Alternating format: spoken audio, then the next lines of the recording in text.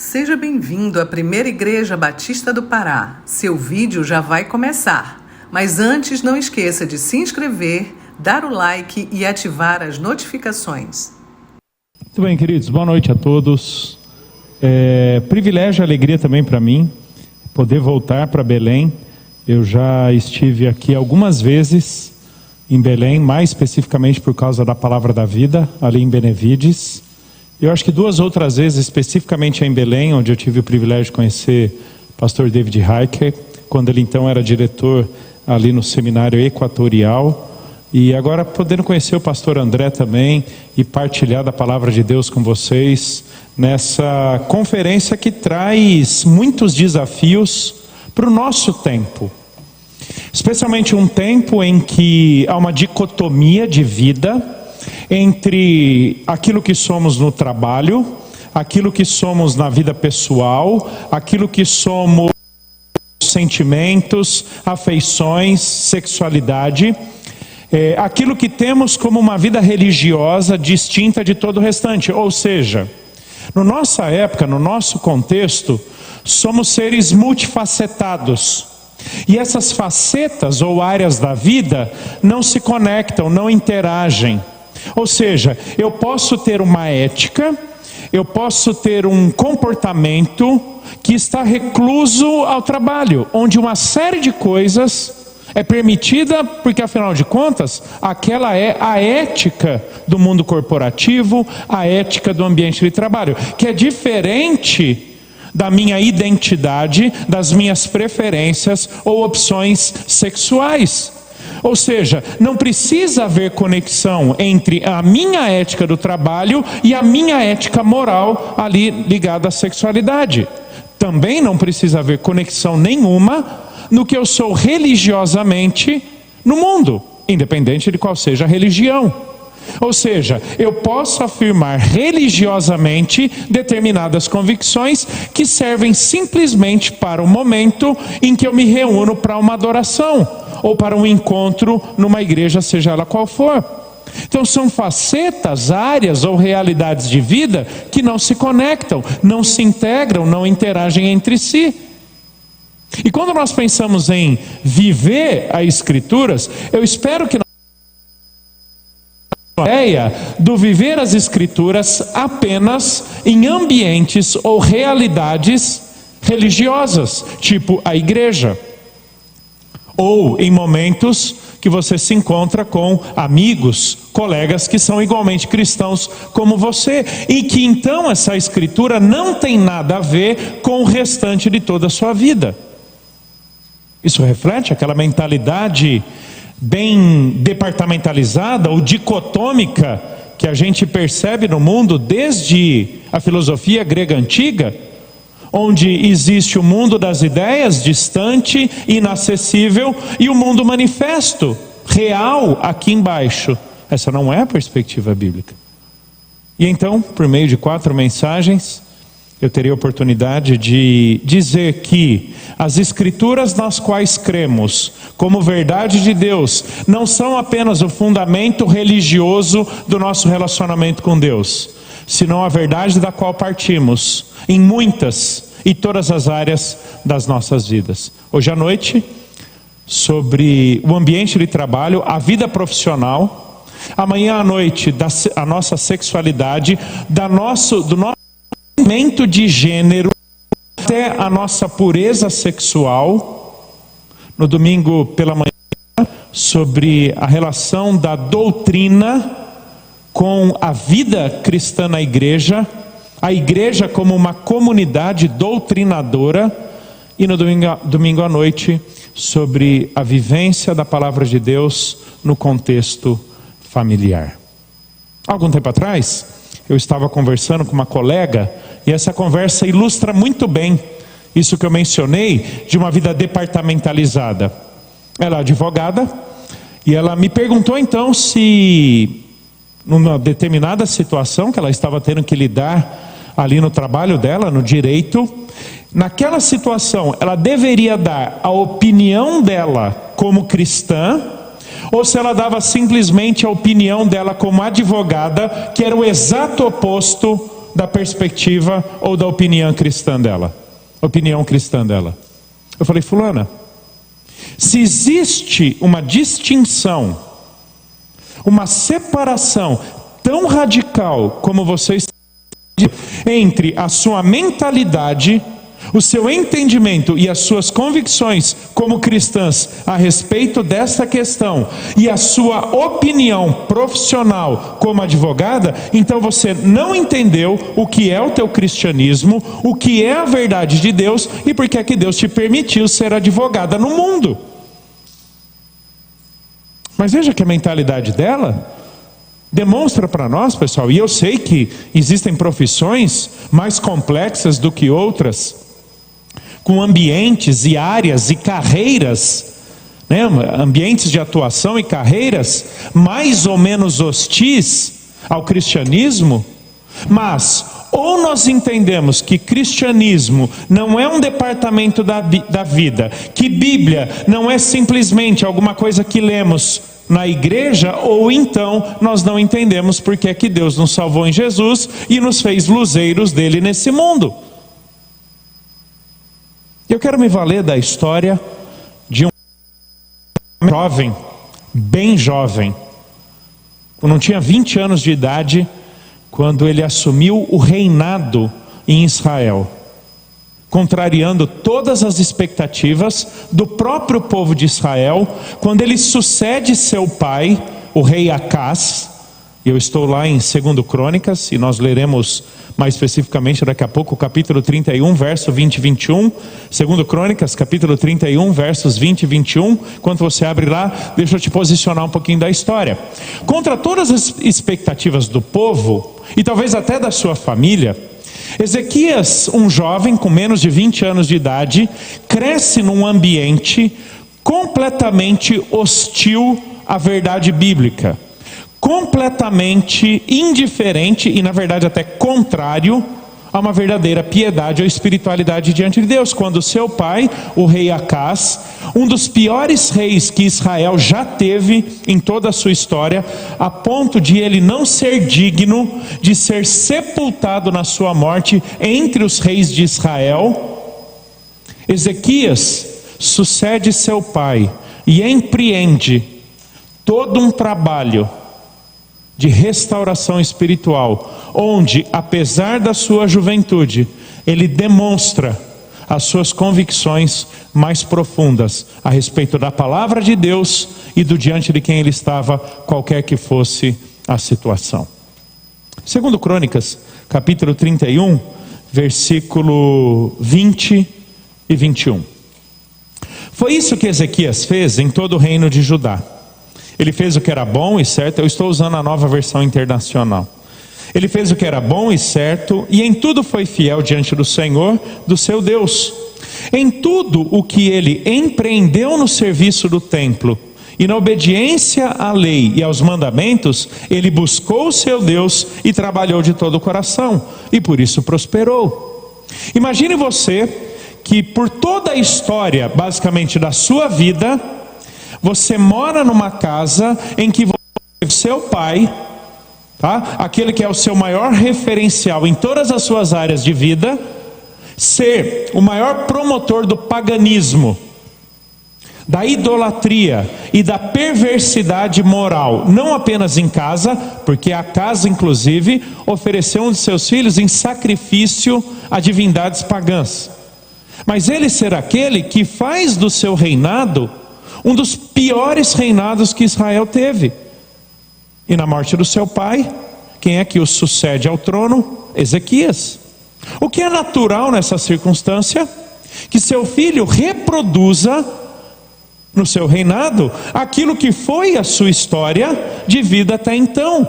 É muito mais fácil você dar sequência à impiedade, à imoralidade, à perversidade, à idolatria, do que contrariar absolutamente tudo isso. E foi exatamente por isso que eu selecionei esse texto para nós refletirmos sobre o viver as Escrituras no ambiente de trabalho. Não me parece que, embora no contexto de um Israel como povo eleito e separado pelo Senhor, aquela circunstância na qual Ezequias assume o reinado fosse muito diferente da nossa realidade de mundo hoje. Talvez aquela situação fosse até pior do que a nossa, porque tudo isso está acontecendo no meio do povo de Deus. Mas Ezequias decide, como nós usaríamos a expressão, remar contra a maré da perversidade, da mentira, da idolatria, da promiscuidade, da desobediência a Deus, que talvez seja o desafio e realidade de alguns de vocês no seu contexto de trabalho. Talvez a realidade de trabalho de alguns de vocês seja em empresas onde o mentir é normal, onde as tuas convicções cristãs devem ficar da porta para fora, porque na verdade a empresa ela tem outra ética, ela tem outro conjunto moral, porque se você não seguir aquilo, você está demitido. Como por exemplo, aconteceu com o primo da minha esposa, que trabalhava numa empresa de segurança de valores, e ele foi demitido porque ele era honesto demais para a empresa. Um jovem cristão que na ocasião tinha 18 anos de idade, demitido de uma empresa de segurança de valores porque era honesto demais para a empresa. E parece que Ezequias enfrenta desafios desse tipo aqui. Quando o autor de Crônicas diz que foi tudo isso que ele fez no reino de Judá, isso nos leva de volta para 2 Crônicas 29, 30 e 31. No capítulo 29, Ezequias ele reabre o templo e o purifica. O templo havia sido profanado com todo tipo de bizarrice e perversidade, inclusive sexual, promovida por seu pai. Então Ezequias, num dos seus primeiríssimos atos de reinado, no seu trabalho, ele decide restaurar, purificar o local de adoração a Deus, o local de prestação de sacrifício a Deus. No capítulo 30, ele reinstitui a Páscoa, que era a celebração dos feitos poderosos de Deus na libertação do Egito, a demonstração da confiança no Deus da aliança, que não apenas libertou, quanto sustentou o seu povo ao longo de 40 anos, cumprindo a sua promessa e levando Israel para a terra prometida. E então no capítulo 31, ele reinstitui todo o serviço no templo, daqueles que cuidavam da porta até aqueles que ministravam um louvor, para que o povo fosse restaurado na sua adoração a Deus. Foi tudo isso que Ezequias fez. Embora o normal pudesse ser continuar a perversidade, embora ele não teria qualquer resistência em simplesmente seguir o status quo que seu pai havia estabelecido, ele decide não apenas na sua própria vida, senão também com todo o povo, levar para uma restauração de intimidade, de adoração, de integridade e de obediência a Deus, a sua palavra. E então nós chegamos na segunda parte do verso 20 até o final do 21, que é onde eu quero gastar mais do nosso tempo aqui. O que foi que Ezequias fez? Ele fez o que era bom e certo, e em tudo foi fiel diante do Senhor, do seu Deus. Pega essas 3 palavrinhas aqui: bom, certo e fidelidade. Cada uma delas tem seu significado, cada uma delas tem seu uso ao longo do Antigo Testamento. E muito rapidamente, bom aqui é aquilo que é bom moralmente, não aquilo que é bom para si próprio, não aquilo que é conveniente para minha satisfação, prazeres ou vontade, mas aquilo que é bom para Deus. Tanto é que quando você volta para a lei mosaica, Deus é aquele que diz o que é bom desde os animais que podem ou não ser sacrificados a ele, até o tipo de trabalho que pode ou não ser praticado no campo. Ou seja, Deus é aquele que atribui a moralidade das coisas. Ainda que o mercado de trabalho tenha uma ética própria, ainda que o mercado de trabalho, que o nosso mundo secularizado e relativista diga o que é aceitável ou não no ambiente de trabalho, da manipulação de informações num relatório, até você esconder coisas dos seus chefes, ou sonegar no imposto, ainda que isso seja normal no mercado de trabalho, isso não é bom. Porque bom é aquilo que Deus define como moralmente aceito. E é interessante que a moralidade das coisas na perspectiva bíblica não se dá com base no que é agradável a mim, mas de acordo com a justiça e com a santidade de Deus. Deus é aquele que atribui a natureza benéfica ou boa das coisas. É interessante que esse termo, que está baseado em Levíticos, é o mesmo conceito ali presente em Romanos 12, quando fala da boa, perfeita e agradável vontade de Deus. Boa, não no sentido de boa para mim, mas boa para Deus. Isso quer dizer, queridos, que ainda que o teu ambiente de trabalho possa ter uma moral própria ou uma ética própria, como povo da aliança, como salvos em Cristo Jesus, a nossa ética está baseada naquilo que Deus define como bom. Tanto é interessante que esse termo ele é traduzido em outras versões como reto.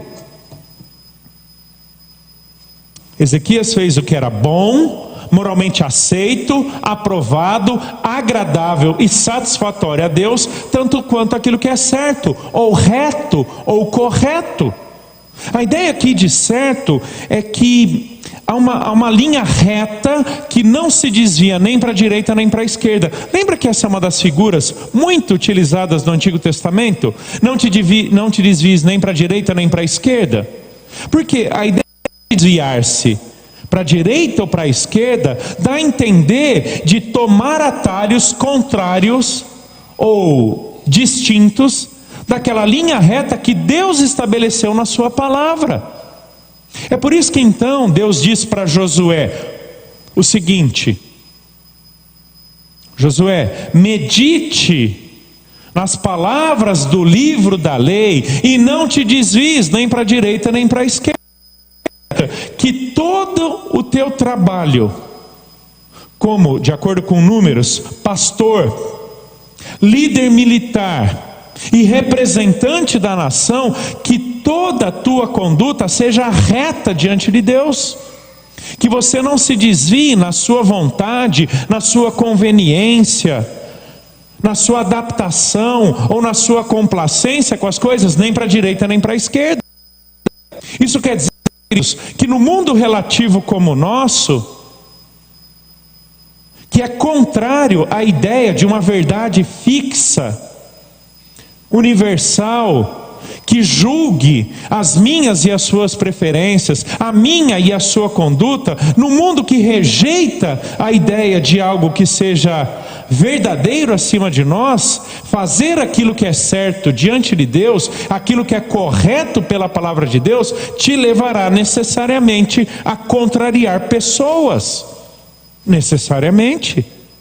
Um mundo de conveniências como o nosso, fazer aquilo que é certo diante de Deus é um tremendo desafio.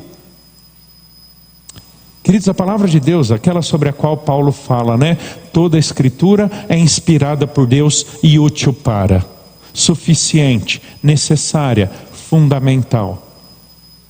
Ou aquela verdade, aquela palavra sobre a qual o Salmo 119 tanto nos diz, que inclusive a gente mencionou um dos versos aqui, guarda no coração a tua palavra para não pecar contra ti. Queridos, a palavra de Deus não é simplesmente um amuleto, alguma coisa que nos conta histórias passadas, ou que serve para nos relacionarmos com Deus quando estamos na igreja. Não, porque como verdade de Deus, como aquilo que é certo, é aquilo que Deus estabelece como verdadeiro, como legítimo, a parte da qual não há segurança de vida. É interessante que esse conceito aqui também é usado em Juízes, numa época em que o povo decide viver a parte de Deus, e o pior, contra Deus.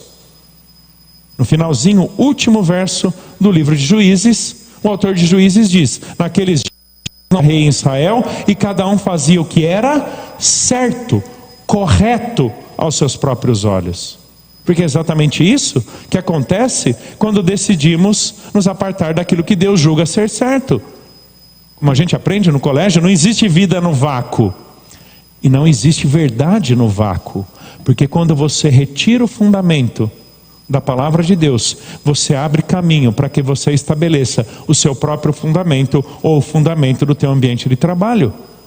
A tua empresa pode até dizer que é legítimo fazer algumas coisas. Se aquilo é contrário à verdade de Deus, se aquilo é contrário ao que é correto diante de Deus, é pecado e ponto final. Queridos, não existe área cinzenta na Bíblia. Nós é que queremos confundir as coisas, muitas vezes, para legitimarmos a nossa conduta errada.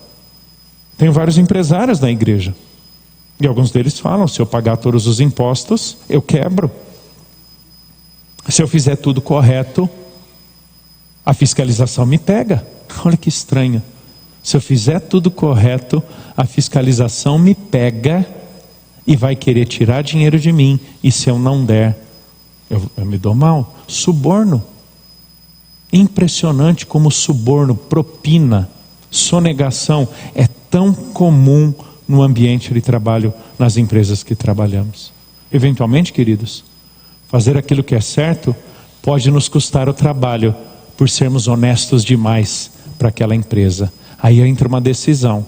Se nós queremos aquilo que Ezequias poderia ter feito, simplesmente dar sequência à realidade do seu pai, ao ambiente, à história, à tradição, ao status quo de mentira, de desonestidade, ou rompermos com isso e arcarmos com as consequências e implicações de não desobedecermos ao Senhor. Isso é uma decisão que a gente tem que tomar, queridos. Se você acredita que o seu sustento vem única e exclusivamente porque você está empregado e o seu emprego é fruto da tua competência, você não entendeu o Deus que conhece dos cabelos que temos na cabeça, dos passarinhos que voam no mundo e até onde Ele colocou cada um dos seus filhos no mundo em que estamos. Ou acreditamos que estamos onde estamos por graça e bondade de Deus, ou simplesmente negamos tudo isso e achamos que a manutenção da nossa presença no trabalho é por competência ou por conveniência com as leis que o trabalho estabelece. Isso envolve, inclusive, das conversas, das piadas, daquela mentalidade, eu vou falar um pouquinho mais sobre isso amanhã à noite, daquela mentalidade pornográfica que domina o nosso mundo, de conversas de duplo sentido, ou de tantas outras coisas que começam e continuam no ambiente de trabalho. Ezequias fez o que era bom e aquilo que é certo, e em tudo foi fiel diante do Senhor. Em tudo ele foi fiel. Interessante que fidelidade aqui significa basicamente levar até as últimas consequências as convicções que você possui. Isso é fidelidade. Fidelidade é você estar disposto a levar até as últimas consequências as convicções que você possui. Tanto é que esse termo fiel, ele é por vezes traduzido no Antigo Testamento por, ou seja, aquilo que permanece até o fim, que não muda. A conduta, o comportamento de Ezequias em todo esse processo, com certeza não sem resistência de algumas pessoas, porque afinal de contas, vamos ser sinceros, é mais fácil viver a promiscuidade, não é mesmo? É muito mais fácil viver a desonestidade. É muito mais fácil simplesmente seguir a maré do que é errado do que lutar contra ela. Mas em todo esse processo, Ezequias não mudou. Agora, pessoal, Estamos falando de um jovem de menos de 20 anos de idade, muito semelhante à fidelidade daqueles outros jovens também, que foram levados cativos à Babilônia, como Daniel, Sadraque, Mesaque e Abdinego. Você está fora de casa, você está num ambiente que não é seu, você está numa realidade de trabalho, lá no caso, cada um deles governante de uma determinada província, assistindo diante do rei, onde fazer o errado é normal. Fazer o certo é o incomum. A fidelidade de alguém a Deus é medida na disposição que esse alguém tem de não mudar nas suas convicções e levá-la até as últimas consequências, mesmo que eventualmente isso lhe custe mais do que você está disposto a pagar. Isso é fidelidade, queridos. Por exemplo, quando a Bíblia diz que Deus é fiel, e é exatamente esse termo que é usado para falar da fidelidade de Deus. Quer dizer que Deus não varia, Deus não muda. Ele permanece o mesmo, inalterado, do começo ao fim. Ou seja, a constância. Eu diria para vocês que talvez esse seja um dos maiores desafios que a gente tem no contexto de trabalho. Quando pessoas, ao saberem que somos cristãos, querem primeiro saber de que tipo de cristianismo é o nosso, tá bom? Porque existe um mundo de tipo de cristãos. Alguns inclusive que são perversos, são maldosos, mentirosos. Se você ligar a televisão, você vê o mundo deles em posições de destaque, da política até a presidência de empresas. Então pessoas, ao saberem que somos cristãos, começam a atentar para que tipo de cristianismo é o nosso. Isso talvez já tenha acontecido com você. Você fez aquilo que é certo, diversas circunstâncias. Quando você comete um deslize, quando você falha, em algum momento, fala alguma bobagem, faz algo errado no contexto do trabalho. Eu poderia aplicar isso aqui para a universidade também, para o colégio. As pessoas se voltam de tal jeito contra nós. Mas você não disse que você é cristão? Talvez esse seja um dos nossos desafios, queridos. Fidelidade consiste na capacidade de permanecer inalterado, não apenas nas suas convicções, mas nas suas práticas coerentes com as suas convicções. Ele fez o que era bom e certo, e em tudo foi fiel diante do Senhor, do seu Deus. Aqui tem uma expressão muito bonita. Ela não é traduzida aqui, mas eventualmente ela foi traduzida em outros textos bíblicos. O termo hebraico, aqui diante do Senhor, é literalmente diante da face do Senhor. Literalmente. Por isso que lá em Juízes 21, 25, algumas traduções trazem para nós, fizeram que era reto aos seus próprios olhos. Essa é uma tradução correta. Porque estar diante de alguém é estar diante da face, na presença desse alguém. E o termo aqui hebraico é literalmente diante da face, na presença de.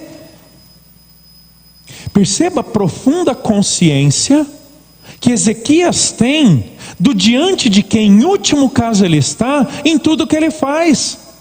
Ele não está diante dos sacerdotes, embora eles estivessem presentes. Ele não está diante simplesmente dos levitas, das autoridades, dos anciãos de Israel, embora todos eles estivessem presentes nesse movimento. Porque em último caso, o que Ezequias faz, ele faz por causa da consciência que ele tem de estar diante da face de Deus. É por isso que então, lá em Colossenses capítulo 3, Paulo vai dizer para os servos que devem agir também corretamente no seu ambiente de trabalho, na consciência de que eles têm um Senhor acima dos seus senhores terrenos. Queridos, a autoridade última diante de nós, de um ambiente de trabalho, não é o chefe, não é o supervisor, não é o dono da empresa ou os acionistas aos quais nos reportamos, porque em último caso, invariavelmente, sempre estamos diante da face de Deus. E aqui eu quero evocar um conceito muito, muito bonito dos puritanos. Ele começa na reforma protestante e depois ganha um corpo, uma terminologia, uma fundamentação e uma exposição muito mais maciça nos puritanos, por meio da expressão coram Deo. A expressão em latim coram Deo significa literalmente diante da face de Deus. E é interessante esse conceito dentro do puritanismo, que não dicotomizava ou não departamentalizava a vida entre trabalho, sexualidade, família, lazer e religião. Não.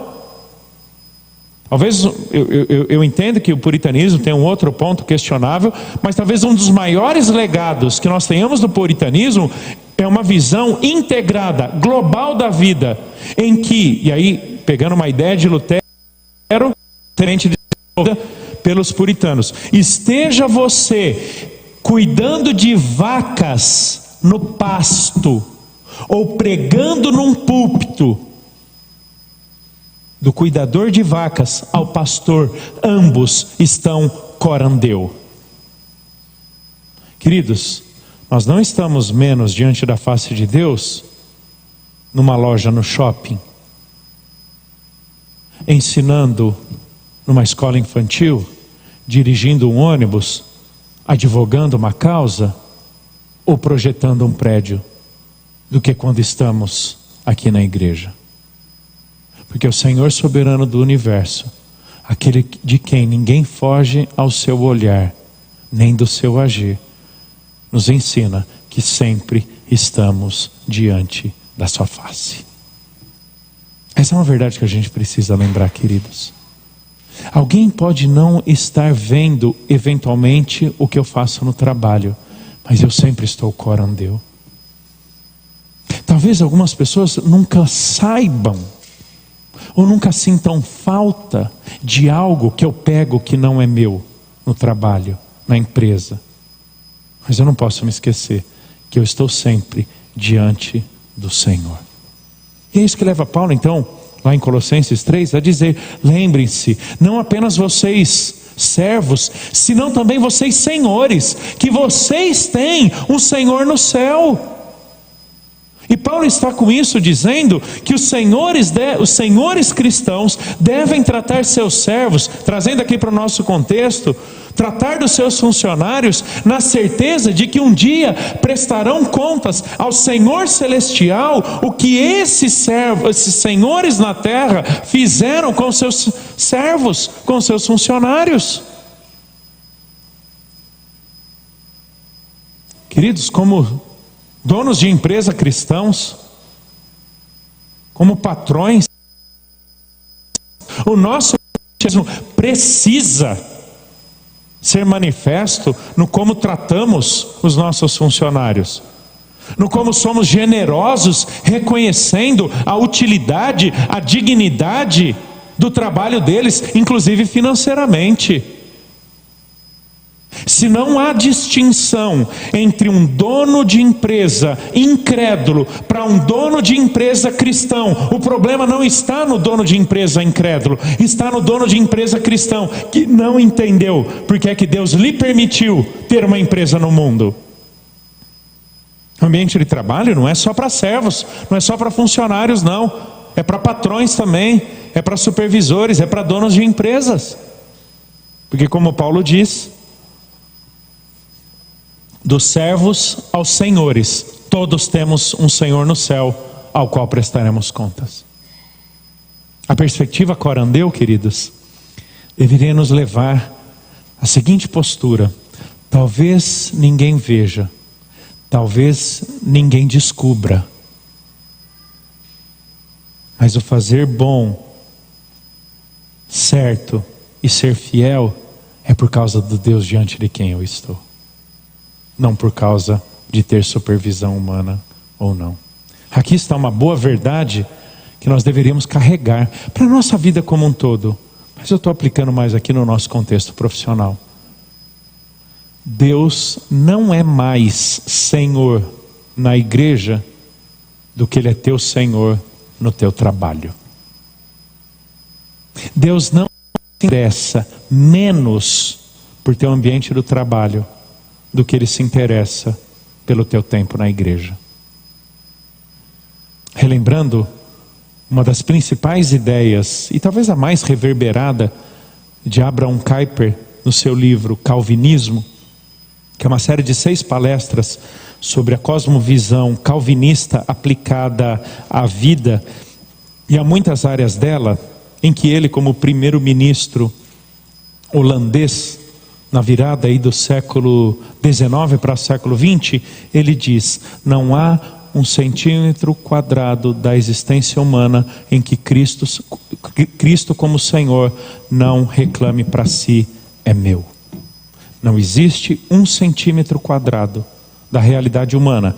Isso quer dizer vida pessoal, isso quer dizer meu tempo, minhas finanças, meu lazer, meu entretenimento, minha família, meu trabalho, meus sonhos e futuro, que Jesus, como Senhor, não reclame para si, isso também é meu.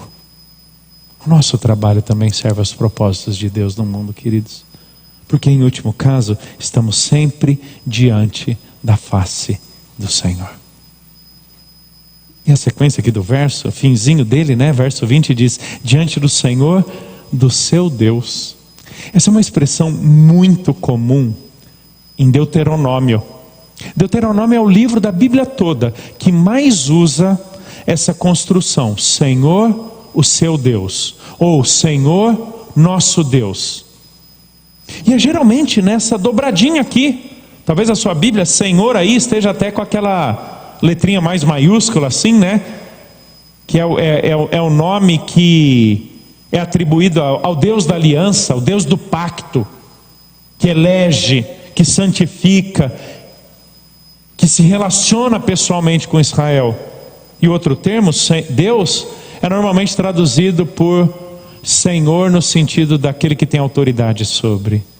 Essa dobradinha, Senhor seu Deus, Senhor nosso Deus, é o termo mais usado em Deuteronômio para estabelecer tanto uma relação de submissão quanto de intimidade. Submissão, porque Ele é o Senhor que nos elegeu, e de intimidade, porque Ele é o Deus com quem eu partilho a minha vida.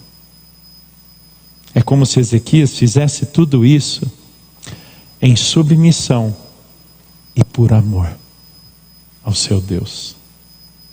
E aí vem o verso 21. Em tudo o que Ezequias empreendeu, tudo o que ele fez no serviço do templo de Deus, e em relação à lei e aos mandamentos, ele buscou o seu Deus e trabalhou de todo o coração, e por isso prosperou. Acho muito legal, e eu já volto aqui para o início do 21, acho muito legal como termina o verso: e por isso prosperou. É interessante que na Bíblia prosperidade é consequência de algo, não a causa deste algo. Não é o que me motiva a ser fiel a Deus, é o resultado da minha fidelidade a Deus.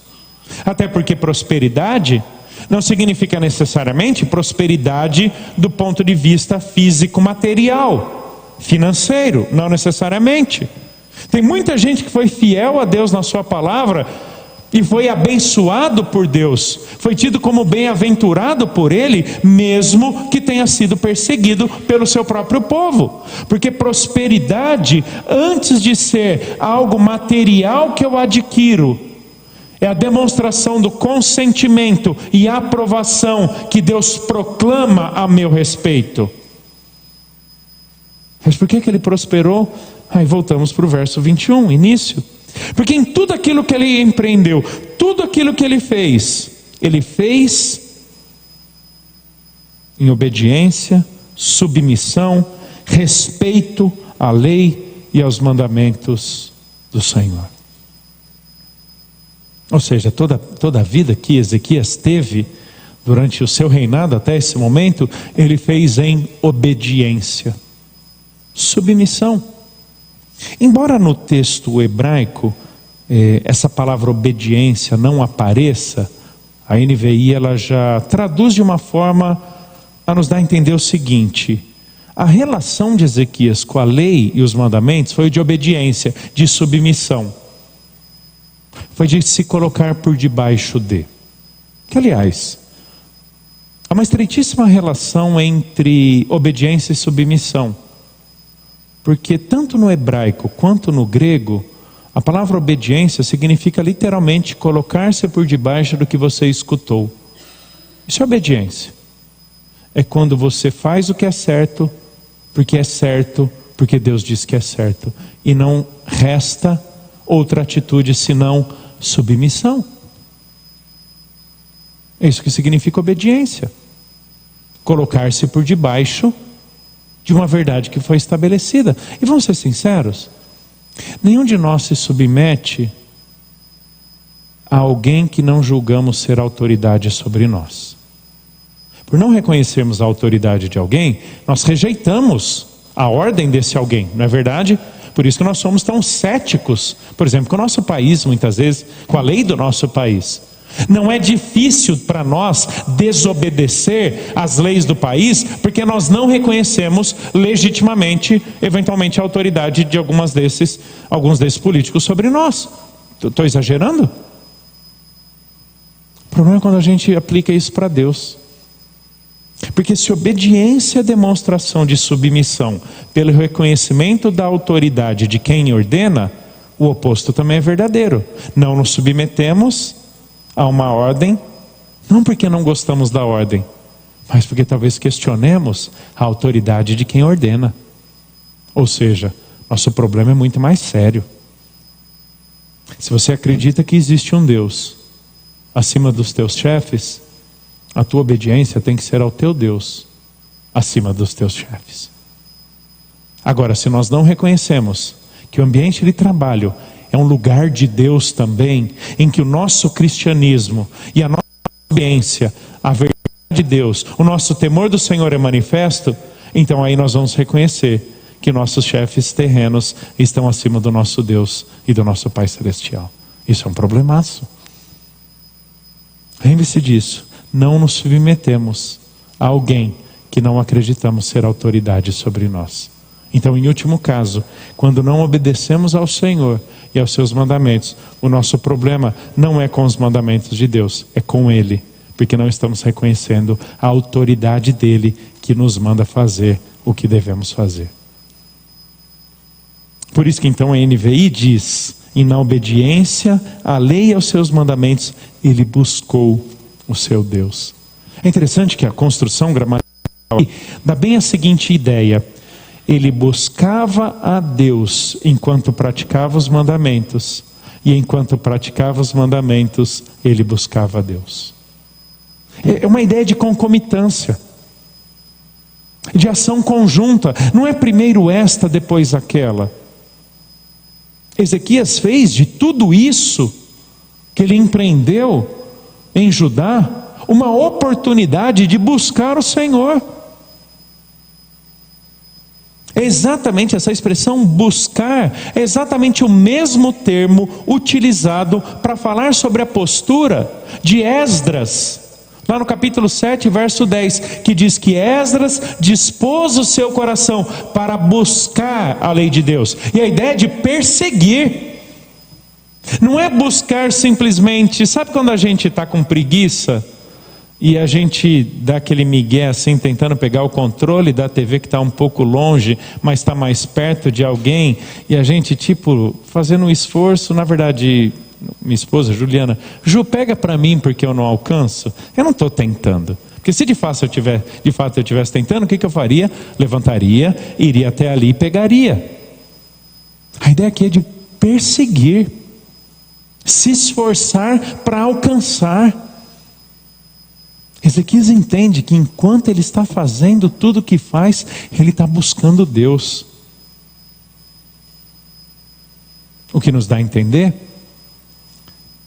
e bem conectado com quer comais, quer bebais, quer você esteja vendendo um produto numa loja, quer esteja você preenchendo um relatório, esteja você ensinando crianças, projetando uma obra, ou seja lá o que for, faça tudo para a glória de Deus. É exatamente essa a ideia de Ezequias. glória de Deus é manifesta e demonstrada na medida em que fazemos as coisas do jeito dele para ele. E esse foi Ezequias. Enquanto ele fez tudo o que fez, ele buscou o seu Deus. E enquanto ele buscou o seu Deus, ele fez tudo o que fez. Essa é a ideia de fazer tudo para a glória de Deus, queridos. É quando as coisas que fazemos são oportunidades práticas de demonstrarmos quem é o Deus no qual cremos e a salvação que Ele nos deu em Cristo Jesus.